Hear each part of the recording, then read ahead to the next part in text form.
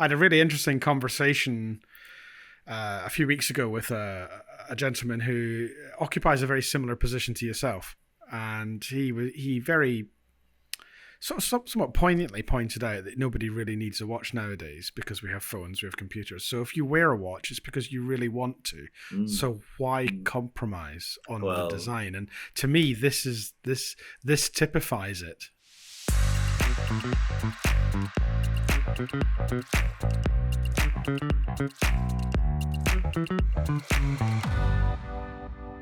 This is a conversation we could have all day, but there is actually a reason we're talking together here now. Indeed. And it's because I have this watch here in front of me.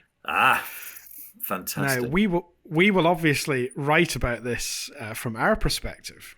What I'd love to ask you is about the collaboration from your perspective. Yeah, I mean,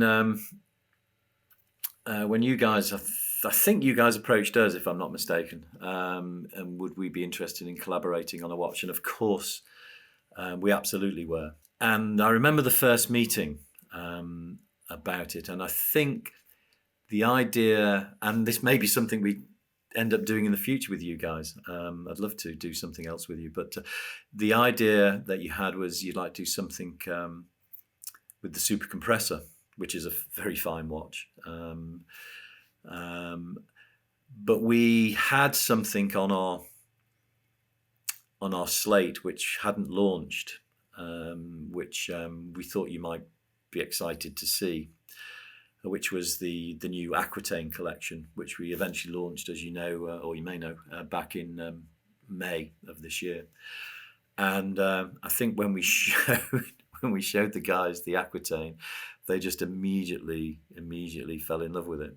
And so the inspiration moved away from super compressor very quickly to the Aquitaine. And I think Greg did some original. Is it Greg? Greg did some original designs. Yes, Greg. I was looking at those this morning. Yes. Yeah, some original designs which were great. But probably we thought a little too inspired by a certain watch that Blancpain are renowned for. A bit too.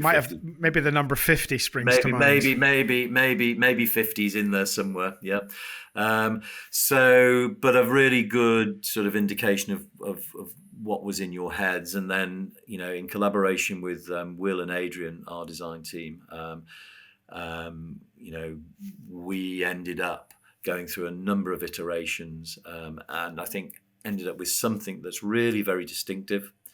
And of a really high quality. I mean, the sapphire bezel. I mean, I'm not sure we've really communicated to the broader church, if you will, how special a sapphire bezel really is and how difficult it is to create.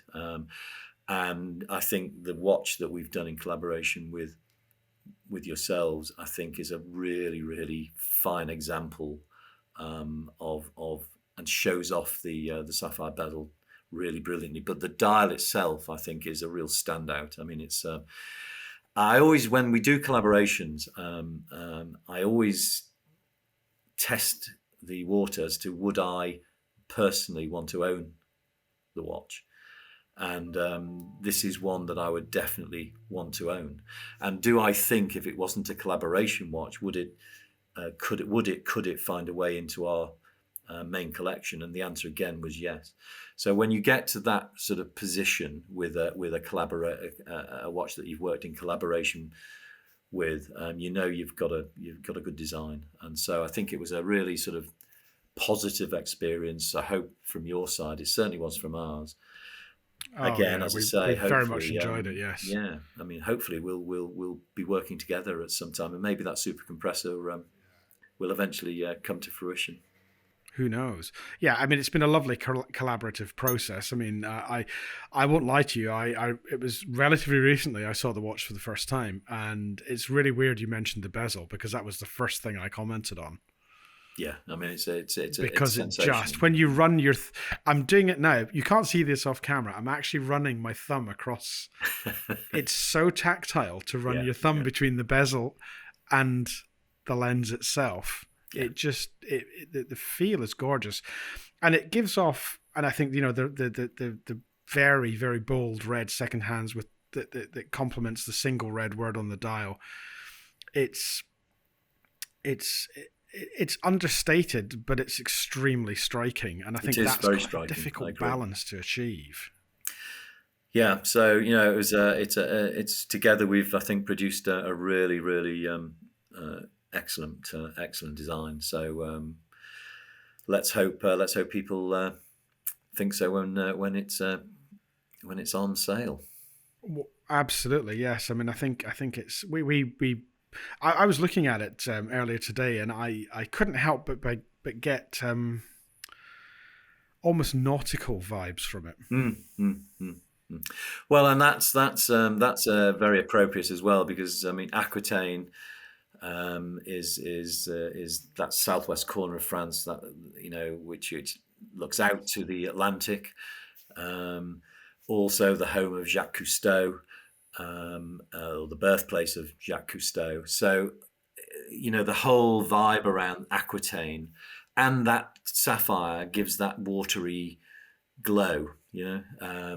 So it works really well in anything that is approaching a nautical feel and a nautical vibe. And again, I'm not sure we all set out to achieve with a nautical theme in mind, but actually the watch to some extent leads you there because of the beauty and the luminosity of the bezel. And it's the sort. I tell you now, it's very interesting. The response from people when they see an Aquitaine or our collaboration watch, they even though they kind of like the photography and they like the sound of it, it's only when they see it and have it in hand and on wrist that they really, really appreciate how beautiful it is. Because there are so few sapphire bezel watches out there. I mean, the Blancpain is absolutely, yeah, is the very most famous example, but there are very, very few. It's both expensive and difficult, but the payoff for spending the money and taking the time is, I think, well worthwhile. Yeah, absolutely. It's a watch that is built. To coin a phrase, I would say it's built without compromise. Yeah. Yeah, and I mean, it was designed without compromise. It took much longer for it. I mean, the iterations were really great, and what we know about WatchGecko and we know about ourselves, we now know about you guys is just good enough isn't good enough. It's go the extra mile. Absolutely. Yeah. So absolutely. I had a really interesting conversation a few weeks ago with a gentleman who occupies a very similar position to yourself, and he very somewhat poignantly pointed out that nobody really needs a watch nowadays because we have phones, we have computers. So if you wear a watch, it's because you really want to. So why compromise on the design? And to me, this typifies it. Yeah, well, I think whoever if I'm allowed to say that, whoever it was who said that is absolutely spot on. We don't need watches in our lives, but we do. Because we absolutely do. Yeah. We do. And thank God that they are very much in our lives, because back to intrinsic values, back to intrinsic quality, back to not referred values and referred quality. This is a good example of that sort of intrinsic approach that you guys buy into, and we certainly do as well. So it was a meeting of designers, but it was also in some ways a meeting of minds and philosophies. So that's always a good way of setting off on a collaboration, it seems to me. Well, you've very eloquently, I think, brought the conversation full circle there. Well, there you go. So, which only really leaves me to say, Mike, I hope we can do this again, because it's been a great chat and I have so many more questions. Well, likewise, Richard, I've thoroughly enjoyed it. And, again, thank you for inviting me to have this conversation with you. And yeah, whenever you want to talk watches, I'm always going to be up for that. So hopefully we do have this opportunity again sometime. Thank you again. Well, all I can say is on behalf of WatchGecko, the magazine, the video, the YouTube channel, thank you so much for the time you've given us today. Thank you for giving us a beautiful watch in partnership with you. And we look forward to chatting again soon. Mike, thank you and goodbye. Goodbye.